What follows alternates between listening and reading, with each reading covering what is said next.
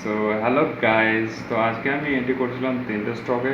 তো তিনটে স্টকেই আমার স্টপ লস হিট হয়। তো বেসিক্যালি আজকে একটু বেশি ট্রেড হয়ে গেছে, প্রধানত এর আগের দিনগুলোতে আমি দুটো করে ট্রেড নিই।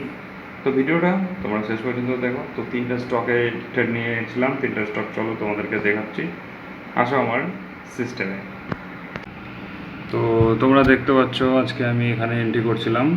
সো ফার্স্ট 1 2 3 4, এই যে এখানে ভিভ্যাপে পুল ব্যাক নেয়, তারপরে স্ট্রং বাইং ক্যান্ডেল হয়, এখানে আমি এন্ট্রি করি।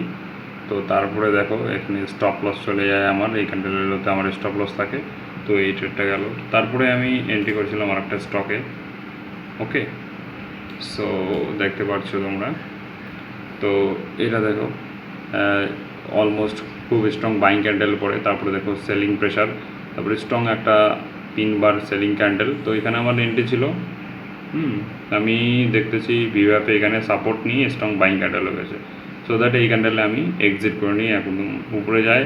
এখন স্টকের প্রাইস আবার ধীরে ধীরে ধীরে ধীরে নিচে নামতেছে নামার দেখো। তো আজকে আমার সাথে ঠিক এমনই হয়। তারপরে আর একটা স্টকে এন্ট্রি প্ল্যান করছি। তো সেলিং প্রেশার ছিল, মার্কেট নিচে নামছিল, সার্টেনলি একটা বাইং ক্যান্ডেল হয়, এখানে আমি এন্ট্রি প্ল্যান করি এই ক্যান্ডেলে। সো সার্টেনলি ক্যান্ডেলে সেলিং চলে আসে। তো আমি এই জায়গায় স্টপ লস লাগিয়ে রাখছিলাম। স্লিপেজের কারণে আমার স্টপ লস নিয়ে দেখো মার্কেট কতটা উপরে চলে যায়। অলমোস্ট কত পয়েন্ট যদি বলি, 128 পয়েন্ট উপরে চলে যায়। ভাবো তো, কি আর বলবো।